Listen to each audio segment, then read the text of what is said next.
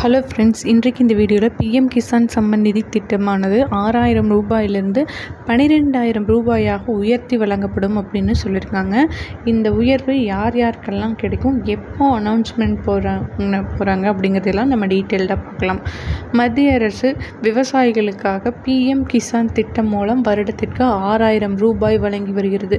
இந்த திட்டம் மூலம் இந்தியா முழுவதும் 11 கோடி இந்திய விவசாய குடும்பங்கள் பயன்பெற்று வருகின்றன. இந்த நிலைமையில் தான் ஒரு முக்கியமான அனௌன்ஸ்மெண்ட் கொடுத்துருக்காங்க. அது என்ன அப்படின்னா, இந்த தொகையானது இரட்டிப்பாக்கி வழங்கப்படும் அப்படின்னு சொல்லியிருக்காங்க. இதற்கான அறிவிப்பு வரும் பட்ஜெட் கூட்டத்தொடரான பிப்ரவரி 1ஆம் தேதியும் விவசாயத்திற்கு இன்னும் சில சலுகைகளும் வழங்கப்படலாம் அப்படின்னு சொல்லியிருக்காங்க. இந்த உயர்வானது யார் யாருக்கெல்லாம் பொருந்தும் அப்படின்னு பார்த்திங்கன்னா, குறிப்பாக பெண் விவசாயிகளுக்கு இரட்டிப்பாக்கி வழங்கப்படும் அப்படின்னு ஒரு முக்கியமான அனௌன்ஸ்மெண்ட்டை கொடுத்துருக்காங்க.